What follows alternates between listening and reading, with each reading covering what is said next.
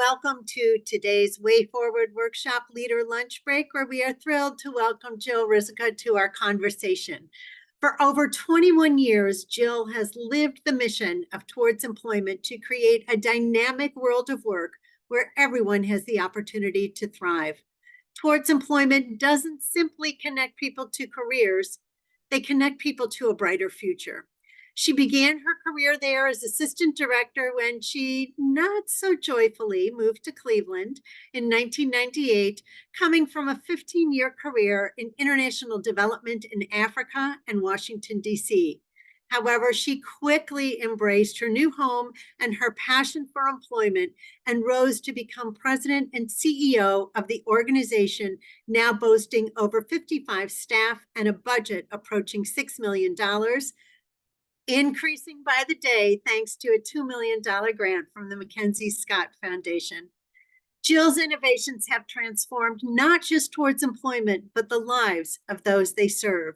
She launched a national pilot of the Work Advanced Career Pathway Program, opened the social enterprise Bloom Bakery and Cafe, a personal favorite of the leadership centers, to create jobs and training for Towards Employment graduates, and transformed a job retention program into a revenue-generating stream, to cite just a few examples of the impact of her innovations. Her work has been widely and appropriately recognized. She's a Northeast Ohio Smart 50 executive, a 2019 Crain's Woman of Note. She's been also recognized as Nonprofit Executive of the Year by Smart Business Magazine. And our favorite, in 2014, she was recognized by the White House as a reentry and employment champion of change. We are proud to call her a Leadership Cleveland alumna. Thank you for joining us, Jill. Thank you so much for that introduction. And I'm so excited to be here with you all. And really, the first thing I have to start with, which actually, let me share my screen. All right, can you see that picture? And so as you were talking about things you were attributing to me, it's really attributed to this team that you see here, which is one of our, we just had a full staff retreat actually on Monday.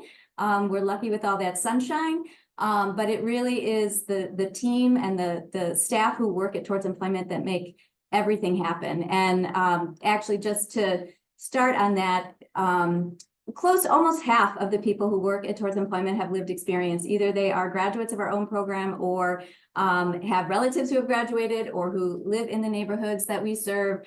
And that makes for a very special group that is, they come to work every day. It's not just a job for everyone, but making change in individuals' lives and actually making the workforce system work better for everyone is, it's just more than a job. So that really flavors what it means to come to work every day, and I think it shows in our outcomes.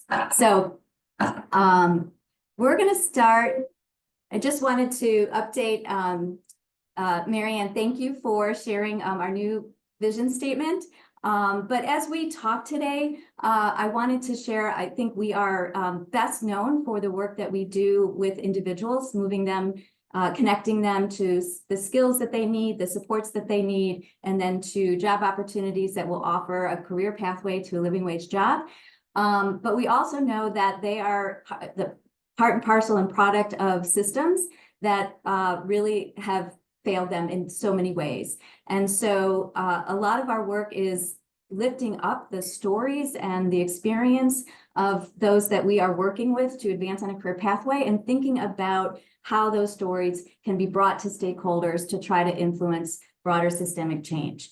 So a couple things that we keep in mind as we do our work, and that is the talent is everywhere, but opportunity is not.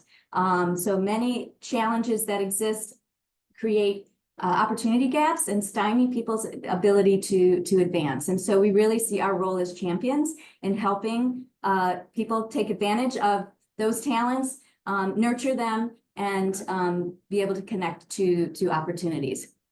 And just a word about the faces that you see in this slide. So this man in the white shirt is someone who had been a corrections officer and found himself on the other side of the bars.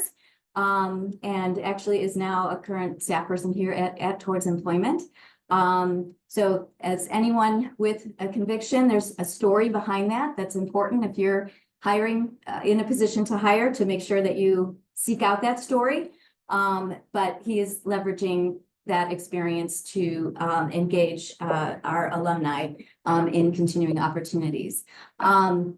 Linda in the middle actually is a product of bouncing around, growing up in the foster care system, also a criminal conviction, and overcame that and really launched her career actually in the call center at Marriott and had a 20-year career there. Tori was somebody who, with the sunglasses, who experienced a cycle of domestic violence as a young mother, again, overcame those barriers and was successfully entered a career in healthcare, initially with university hospitals. So like I said, talent is everywhere. So another thing that we emphasize, this is a picture of a recent graduating class, is that while talent is everywhere, not everyone has the same supports, not everyone has the same role models and ability to dream and envision themselves in better places. And so this is just a quote of a recent grad who really never saw anyone who loved their work, who could see work and a job as something that where they could continually learn and grow and enjoy, as well as, you know, the recognition that the ability to overcome a criminal background was possible. So as we think about the future of work, we think about the attitudes that we hear about young people not embracing work, and sometimes it's a matter of thinking through whether they have their eye on the possibilities that exist. So just jumping into, these are stats everybody's familiar with, a couple that we've cherry picked here in terms of the challenges. We know that Cleveland goes back and forth between the first and the second most economically distressed large city, and the historic legacy of systemic racism and redlining, and what that what that opportunity gaps that creates. Digital divide, our education challenges, and also those are things that impact worker readiness, but we also have to look at the jobs.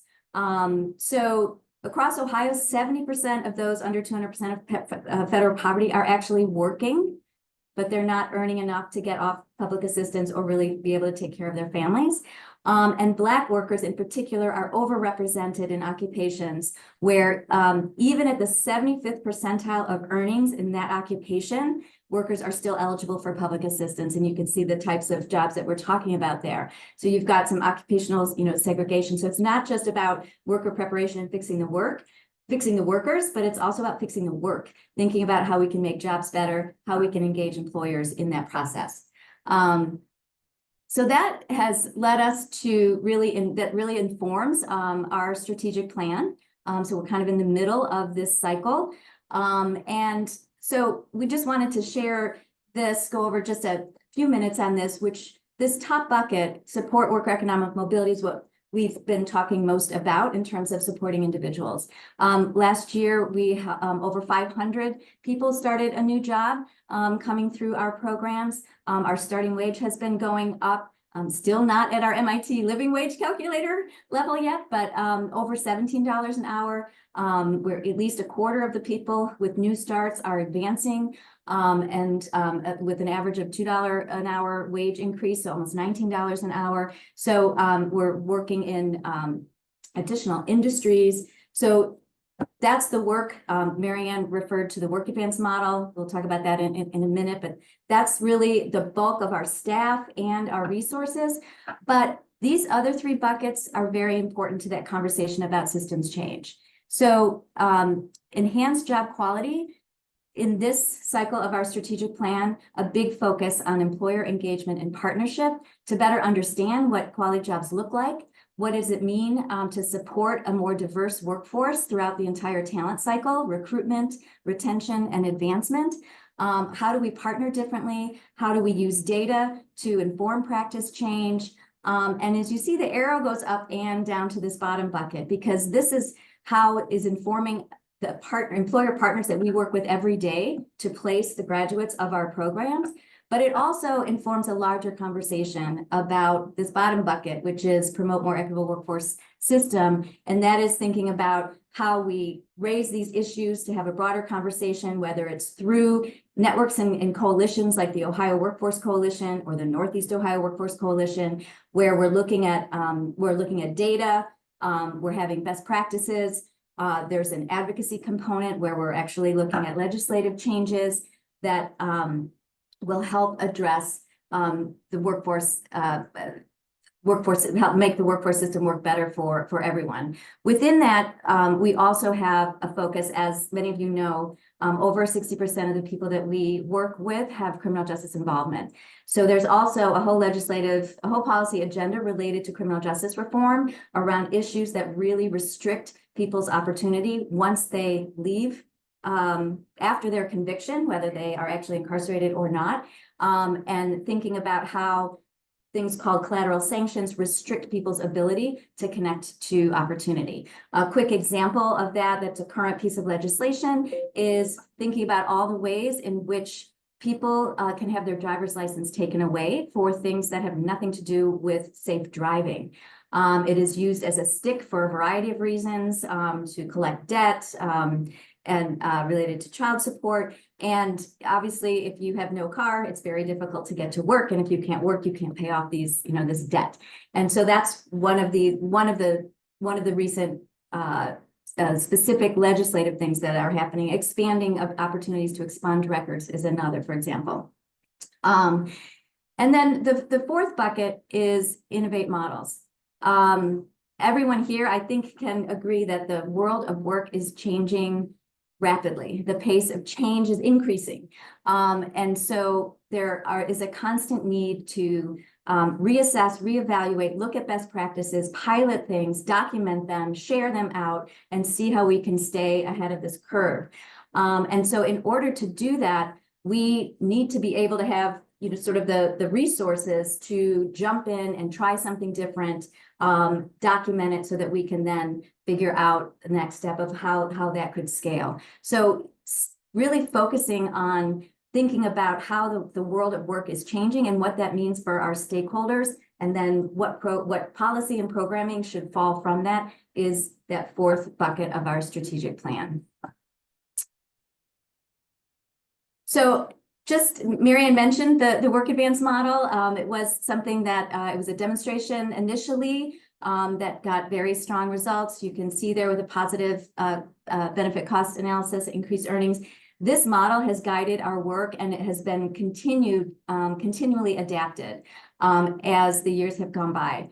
Part of the change has been, this is a graphic representation of it, but part of the change has been given learnings from the pandemic and things that we had known historically is increasing the comprehensive nature of the support services to help folks overcome what we refer to as the social determinants of work. All those things that get in the way of somebody's access to education, access to work, whether it's physical access, whether it is completing an educational requirement in order to gain training, whether it is broadband access, whether it is childcare. There is a wide array of factors that are critical to be able to address so someone can even start on a pathway. And so this graphic emphasizes with work advance, very important that which sounds like such common sense, but it's surprising how often it had not been applied, but making sure that the training is responsive to what is going on in the labor market. And so that can take the form of something we call sector partnerships, where we are, an industry association actually convenes a group of employers in that industry, and they help design programming. And so that the work that we do in recruiting and preparing folks is really oriented to meeting the needs of the occupations that have been and skills that have been identified by a group of employers. So really partnering with employers in that way. The other part is, again, when we think about preparing people, thinking about some of the foundational skills and life stability skills, then we go into technical training. It's placing people into jobs, and a key characteristic of Work Advance is post-employment coaching. So again, I think this makes sense to everybody, but when we think about funding investments and policies was not always available, is that somebody who is coming out of poverty comes into a work, and just getting that paycheck then does not resolve all of the challenges and life stability issues in that first week of employment, or even the first month, or even it could be 3 months. And so that ongoing coaching for stability, for good job retention, and to create opportunities for advancement is essential, and that's a key part of the Work Advance model. So I'm going to just jump in and just share a couple stories and wrap up, because I know we want time for questions. So this is a picture of 3 of the graduates of a program called Access to Manufacturing. And that is one of those sector partnerships that I mentioned earlier. Employers are convened by Magnet, help design a curriculum, and this program is targeted to individuals with barriers. So it's targeted to individuals who've had criminal justice involvement or young adults with limited experience. 80% of the people coming through this program are Black. Over 60% have a criminal background, and the partnership has been tremendous, not just in thinking about, again, preparing the workers, but ongoing conversations about job quality, ongoing conversations about what does it take to attract and retain a more diverse workforce, and seeing employer practice change happen because of that dialogue. And that's how when we think about equity in the workforce, we think that kind of dialogue and ongoing partnership is really what is a difference maker. And so these folks have all advanced in their jobs. The starting wage for Access jobs is a little over 17, and all 3 of these folks have advanced. This is a picture of a group from another partnership, also in manufacturing, where we've taken it a step further. And actually, we've taken some of the Access curriculum and made it part of, this is actually Lincoln Electric, who hires, they might hire 60 people in a month, actually embedded this curriculum into their onboarding. So we connect with these folks right upon hire and do some curriculum, and then continue that coaching on site where we have a presence at the workplace to continue to help folks transition and be successful. So I know Rachel's looking at me. We want to move on. The one other thing I'd like to say before we wrap up is that model at Lincoln Electric, we now have a model where it's a cost sharing model with employers, where it has nothing to do with hiring from our program, but an employer can hire a coach, and the coach is on site to continue to work with their entry-level employees to help make them successful. It is a national model called the Employer Resource Network. And we've got 2 employers that we've launched in, and we're looking forward to actually scaling this program significantly over the coming year. So again, deepening that partnership. And then last, I just want to end with different ways to engage with Towards Employment, and I can just leave that screen up. Before I go there, just to mention that we are in the middle of a campaign. So I did want to just flag that. Our website is available where there's more information on there, but this is to help support those 4 buckets of our strategic plan, and then I will leave this engagement slide up for a little bit for some initial questions. Jill, thank you so much. So let's jump in. How have you seen the needs of those you serve change over the years, and has the profile of your clients changed? So I think from the needs, the technology is on everybody's mind. So the ability to be savvy and good technology skills is very important. I think in terms of the people coming to us, how that workers have changed, I think, again, everybody and others on this call can certainly weigh in when we think about young people and their expectations for what their world of work is going to be like, the influence of the gig economy, the goal of full-time 9-to-5 employment is not as enticing, right? So thinking about how do we, the opportunities to leverage technology, the use of AI, the use of that are creating new occupations left and right, and how there may be ways that some of those actually are a better fit for some of our young people in terms of being their own boss and being more entrepreneurial about things. But it also means that preparing them is a little bit different, right? If you're responsible for generating, you have to go out and find every piece of gig work. What does that mean for financial coaching? In terms of savings, if you're not, having a regular paycheck, what does it mean for benefits? So it is a different preparation as well.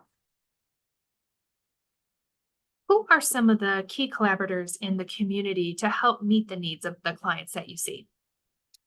So that's a great question, because so much of our work is about collaboration. And so I think that, workforce really sits and bridges across many other systems. So we have many partners that are working on those social determinants of work, that are offering housing, that are halfway houses, that behavioral health, transportation options. So partnering, and we get referrals from, whoops, what just happened there? So we get referrals, or we refer to so many other organizations. And I'm sorry, my camera just went off. There we go. So lots of referrals back and forth in that regard. Partnerships on job preparation. So whether that's proprietary schools, whether that's Tri-C or other community colleges, or like we have some internal training programs, and other partner organizations also have internal training programs. So that's on building skills. So much on economic development and partnering. So like a magnet that convenes employers. And then on the outreach side, so many neighborhood organizations. We're at the food bank. We are out in community partnerships and CDCs, thinking about, first of all, how do we make people aware that we have these opportunities to offer, but also listening to say, what is it about if somebody's reluctant to come, if they're not finding what they need, how do we learn more about that, and how can that help drive change in terms of our offerings? Are there any needs that you are currently seeing a gap around meeting and are seeking new partnerships?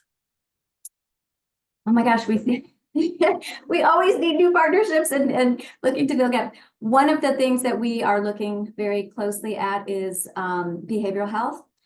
So we are not a behavioral health organization, but we work with a lot of people who have I just think it's across the board, especially with our young people, especially since the pandemic, that bringing more mental health services, making them more easily available. We offer free legal services to our participants. We actually have 2 attorneys on staff. And the reason we do that is so that those services are available at the right time without eligibility issues to address those problems. So we're really looking at how we can partner and think about bringing behavioral health services into our programming to be available in that same way to really support somebody's progress along a pathway. So I would highlight that one. So in the past couple of weeks, Towards Employment has been in the news for such a great reason, along with a few other organizations in our community receiving the Mackenzie Scott grant. Can you talk a little bit about how that grant is going to support your work? Sure. First of all, we're so honored to be amongst just that great group of local organizations being recognized by Mackenzie Scott. It is so exciting, and one of the things that is so amazing about her work is that this is an unrestricted grant. And so it really does, while we have our campaign and we have our broad goals, it also means that we can think about what is the best and most thoughtful way to get the highest impact to our community and the use of these funds. We are in the midst of a process. I mentioned a full staff retreat just on Monday, where we had a visioning exercise and we're doing some prioritization. We will continue to work with them, with our alumni, as well as our board, to make some determinations. But we are thinking of what are some quick things that we can do. and then longer term strategic initiatives that will strengthen the organization and strengthen the impact of our community. You mentioned a few policy areas that you are actively advocating around. What other policy areas are on the horizon that you are watching that you might be gearing up to start advocacy around? Well, there, in a number of different buckets. When we think about some of the social determinants of work, there's a lot of work and focus on the benefit cliff, and so that is where public benefits, when you start earning to a certain point, that you lose the value of the public benefits you lose far exceeds the gain in wages. It's a thorny issue because each individual's eligibility based on their family size, different kinds of benefits, but it is a critical issue because it's a real block to somebody advancing. Actually, a lot of people in human services, but and elsewhere amongst our employee partners, we've seen people who cannot take an advancement because that trade-off just doesn't make sense for them. But then it stymies, obviously, their ongoing advancement. So that is an issue that we're spending some time on. There also is the reauthorization of WIOA, which is the legislation that funds the public workforce system. So that's a huge opportunity to think about how that investment can better align with some of the principles that we've talked about in terms of really closing that opportunity gap and investing in workforce, in people to be able to connect with the jobs, but also thinking about how those investments incentivize employers to raise the floor on their jobs. So those are a couple big opportunities. How do you see the workforce changing in the future, and how can you adapt to better prepare your workers? I think, as we talked about before, the role of technology is just huge. So we're looking at but yet at the same time, I think we've learned through the pandemic that the personal connection remains very critical. So when we think about the work that we're doing, so we're trying to really thinking about how we're balancing increased use of technology for nudging, enhancing engagement, responding more quickly, potentially using AI to generate initial kinds of communication, but not to support and not substitute for, and to really to try to enhance what a personal connection can mean. I think there's also the use of technology in matching. So there's a lot of focus on sort of this, how to use AI to automate sort of matching candidates to jobs. Our concern on that obviously is whatever's driving those algorithms, to make sure that some of the racial bias that exists in the workforce, and that if you're looking at, okay, who's been successful so far, that's not influenced by that. So I think that's an area to really watch. I think another theme for us is that quality jobs applies to us too. So those who are working and supporting others, it's a hard job, and just like childcare or teaching, I mean, the economics of it, you don't always have as much flexibility as you would like, but really thinking deeply about how we can best support our workforce so that they're better able to do their jobs and support others. Time for one last question. As you look ahead, what do you anticipate is one of your greatest needs in the next 5 years, and how can those of us on the call support you in that? Oh, thank you for that question. So as I mentioned, we are in the middle of towards the end of a campaign. We'll make actually the public announcement in June. We've got the last 20% to go to reach our $5.2 million goal. So obviously, in any organization like this, financial support is fabulous.